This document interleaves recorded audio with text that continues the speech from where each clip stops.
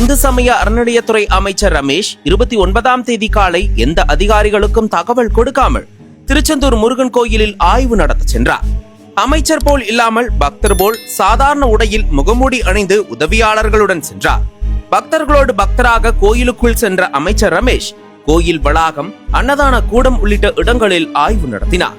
அதன் பின்னர் கோயில் அன்னதானத்தை சாப்பிட்டு கோயில் நிர்வாகம் சார்பில் வழங்கப்படும் உணவு முறையாக வழங்கப்படுகிறதா என்பதை பற்றியும் ஆய்வு செய்தார். ஆய்வின் போது விரைவாக சாமி தரிசனம் செய்ய வேண்டும் என தனது உதவியாளர் மூலம் அங்கிருந்த அர்ச்சகர்களிடம் தெரிவித்தார். அப்போது அர்ச்சகர்கள் விரைவாக தரிசனம் செய்ய வேண்டுமென்றால் ரூபாய் 4000 கொடுக்க வேண்டும் என லஞ்சம் கேட்டனர். அனைவருக்கும் எனது பணிவான வணக்கம். முதலில் இந்த அமைச்சருக்கு என்னோட மனமார்ந்த பாராட்டுக்களையும் நன்றிகளையும் தெரிவித்துக் கொள்கிறேன். என்னென்னு கேட்டிங்கன்னா, இப்போ இல்லை, இந்த திருச்செந்தூர் கோவிலும் பழனி கோவிலையும் உள்ள அட்டூழியங்கள் நடக்கிறது இப்போ இல்லை. இந்த டிஎம்கே அரசாங்கம் என்னைக்கு பதவி ஏற்றுச்சோ அன்னிலேருந்து திருச்செந்தூர் கோவிலையும் பழனி கோவிலையும் டிஎம்கேக்காரங்க அத்தனை பேருமே குத்தகை எடுத்துட்டானுங்க. அதில் முக்கியமான பங்கு என்னன்னு கேட்டிங்கன்னா, அந்த கோவிலில் உள்ள அர்ச்சகரும் திருட்டு பயலுக, அந்த கோவிலில் உள்ள ஐயர் பயலுக அத்தனை பயலுமே திருட்டு பயலுக. அங்கே உள்ளவனுங்க பழனியில் உள்ள ஐயர் அத்தனை பயலுமே திருட்டு பயலுங்க. புரியுதுங்களா? நார்மலாக ஒருத்தவங்க தரிசனத்துக்கு போடுறா இருந்ததுன்னா விடவே மாட்டானுங்க. அதுவும் அந்த மேலே உள்ள ஆஃபீஸர்னு ஒருத்தன் இருப்பான், அந்த இந்து அறநிலையத்துறையில் அங்கே உள்ளே இருப்பான் கோவிலில் ஒருத்தன். அவன் என்னன்னு கேட்டிங்கன்னா, மேலேருந்து ஏதாவது சிபாரிசு கடிதம் வந்ததுன்னா அதன் அடிப்படையில் உள்ளே விட்றான். நேர்மையான தரிசனம்ங்கிறது பழனி கோவிலில் திருச்செந்தூர் கோவிலில் கடந்த 5 வருஷமாக இல்லை. அவனுங்க பண்ணியிருக்கிற ஊழல் அளவு கடந்த ஊழல். அதுவும் அங்கே உள்ள திருச்செந்தூரில் உள்ள ஐயர் பயல்கள்லேருந்து காவலாளிலேருந்து அங்கே இருந்த ஆஃபீஸர் உள்பட அத்தனை பேர் ரவுடி மாதிரி தான் இருப்பான். அதாவது கோவிலுக்காக மக்கள் வராங்களா இல்லை மக்களால் கோவிலா இல்லை கோவிலால் மக்களாங்கிறது வித்தியாசம் தெரியாமல் வர்ற மக்களை நாய் போல் நடத்துகிறானுங்க அந்த கோவிலில். இந்த 2 கோவில் மட்டும்தான் ரொம்ப கேவலமாக இருக்குது தமிழ்நாட்டுக்குள்ளே. மற்ற கோயில் எதையுமே நான் குறைய சொல்ல மாட்டேன். அந்தந்த கோயில்கள்லாம் அருமையாக இருக்குது. அந்தந்த கோயிலில் உள்ள அர்ச்சகர்கள்லாம் ரொம்ப நீட்டாக தான் இருக்காங்க.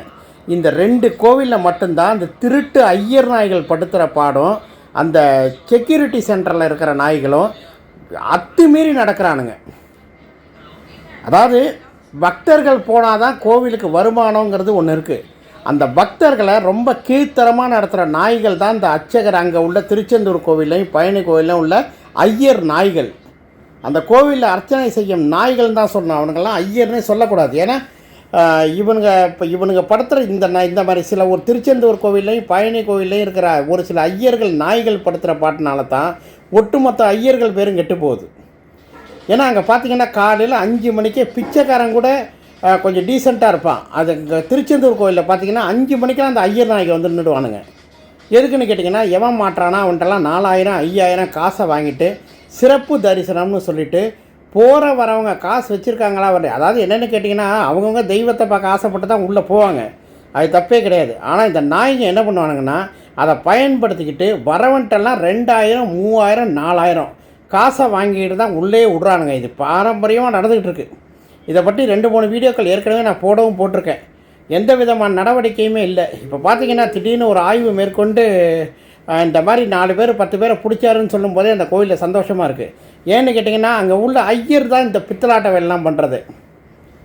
ஒரிஜினலாக பார்த்திங்கன்னா அந்த அங்கே கோயிலுக்குள்ளே இருக்கிற ஐயர் நாய்கள் தான் அந்த வேலையெல்லாம் பண்ணுறது. அதுக்கு உடந்தையாக இருக்கிறவன் யாருன்னா அந்த ஆஃபீஸில் உள்ள இருக்கிற அத்தனை பேரும் உடந்தையாக இருக்கானுங்க. அதுக்கு அடுத்தது அங்கே செக்யூரிட்டி ஆஃபீஸராக இருக்கிற அந்த நாய்களும் உடந்தையாக இருக்கானுங்க. திருச்செந்தூர் கோவிலில் போய் சாமி கும்பிட்டுட்டு வரணும்னாலே மனசு நிம்மதியாக போகலான்னு பார்த்தா திருச்செந்தூர் கோவிலில் இருக்கிற அத்தனை நாய்களுமே ஃப்ராடுக்கார நாய்ங்க. உள்ளதுலேயே பார்த்திங்கன்னா ஐயர் தான் அங்கே திருட்டு பயலாகவே இருக்கான், வேறு எவனும் திருடனே கிடையாது. உள்ளவனை பார்த்திங்கன்னா அந்த கோவிலில் இருக்கிற ஐயர் பயலுக்கு தான் காலையில் 5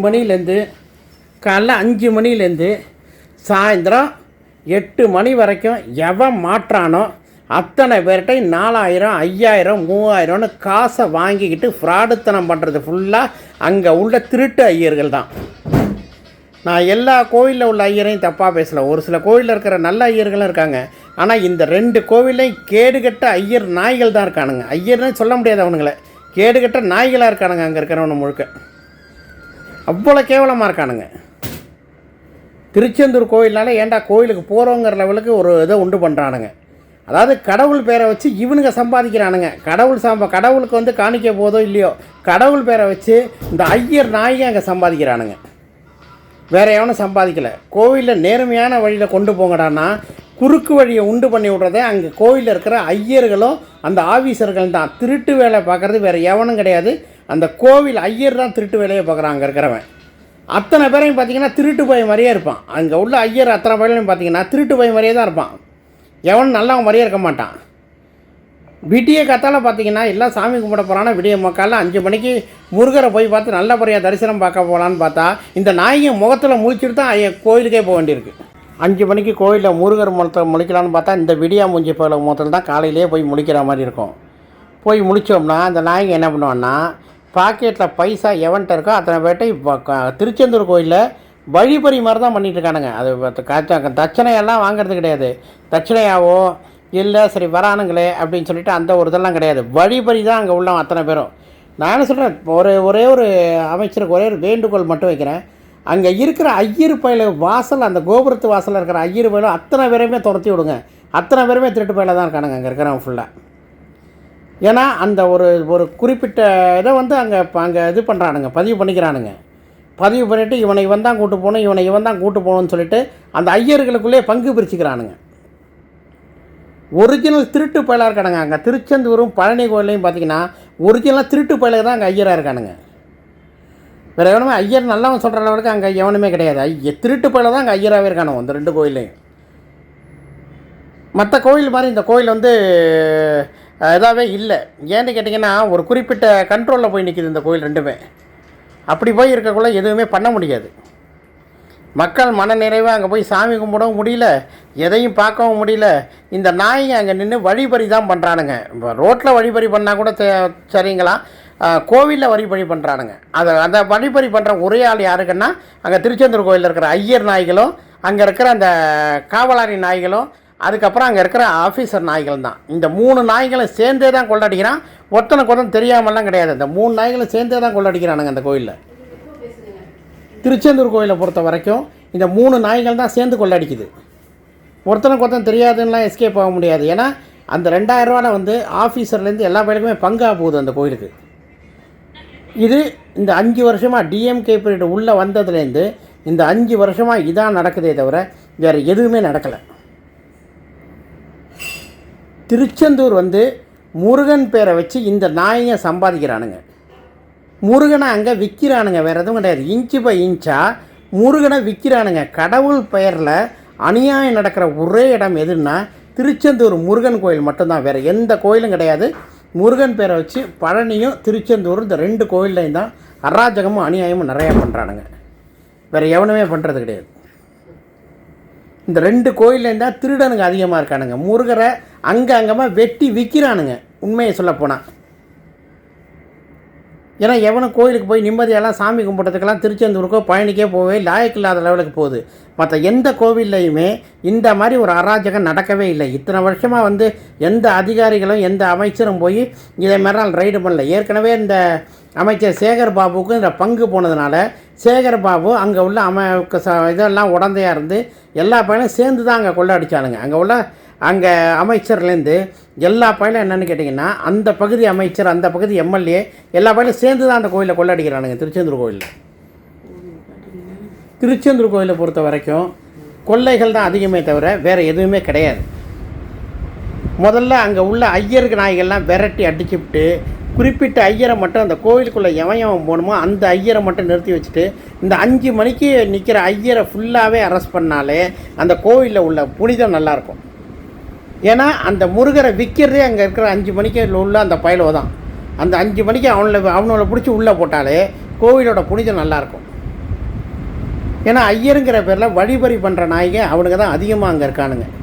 அதனால் மாண்புமிகு அமைச்சர் அவர்கள் இதுக்கு உடனடியாக நடவடிக்கை எடுத்து அந்த மறைமுகமாக டோக்கன் போட்டு உள்ளே போகிற அத்தனை பேரையுமே வந்து நிர்வாகத்தை சீர் பண்ணி கரெக்டான முறையில் போய் சாமி தரிசனம் பண்ண வச்சாலே முருகனோட அருள் எல்லா பக்தர்களுக்குமே கிட்டும். அதுவும் என்னென்னு கேட்டிங்கன்னா, அந்த வழிப்பன்றி பண்ணுற ஐயர் நாய்களை தூக்கி முதல்ல அங்கே உள்ளே போடுங்க. வேறு எதுவுமே பண்ண வேண்டாம். அந்த நாய்கள்கிட்டலாம் எழுதி வாங்கி இந்த மாதிரி யார் கம்ப்ளைண்ட் பண்ணாலுமே நடவடிக்கை எடுப்போம்னு சொல்லிட்டு அங்கே உள்ள ஐயர் நாய்களை முதல்ல விரட்டுங்க. அந்த ஐயர் நாய்கள்னால்தான் திருச்செந்தூர் கோவில் அதேமாரி பழனி கோவிலையும் ஒரு டைம் போய் நீங்கள் இதே மாதிரி ரைடு பண்ணிங்கன்னா பழனி கோவிலையும் பல நாயை மாட்டுவானுங்க. இங்கே விட திருட பழனி கோவிலில் இருக்கான். இந்த முருகரை 2 இடத்துல தான் விற்கிறானுங்க. எங்கே விற்கிறான்னு கேட்டிங்கன்னா, ஒன்று திருச்செந்தூர், இன்னொன்று பழனி. முருகரை எல்லாம் வணங்க போவாங்கன்னு பேர். இந்த அங்கே உள்ள ஐயர் நாயை முருகர் பேரை வச்சு காசை சம்பாதிச்சு முருகரை விற்கிறானுங்க. இதுக்கு உடனே அறநிலையத்துறை அமைச்சராகிய நீங்கள் இப்படி ஒரு சிறப்பான நடவடிக்கை எடுத்ததை என் மனதார நான் பாராட்டுறேன். இன்னுமே இதுபோல் தவறுகள் நீங்கள் இருக்கும்போது நடக்காதுங்கிறதையும் நாங்கள் நம்புகிறோம். அதனால் இதே மாதிரி ஒரு இதை தெளிவாக ஒரு முரண்படுத்தி பக்தர்கள் நிம்மதியாக சாமி கும்பிட்ற லெவலுக்கு அமைச்சர் நல்லபடியாக அந்த நிர்வாகத்தை கொண்டு வர நம்புகிறேன். நன்றி, வணக்கம். இந்த வீடியோ உங்களுக்கு பிடிச்சிருந்துன்னா லைக் பண்ணுங்க, ஷேர் பண்ணுங்க, கமெண்ட் பண்ணுங்க, சப்ஸ்கிரைப் பண்ணுங்க அண்ட் பக்கத்தில் இருக்க பெல் ஐக்கானை கிளிக் பண்ணுங்க. Bye bye.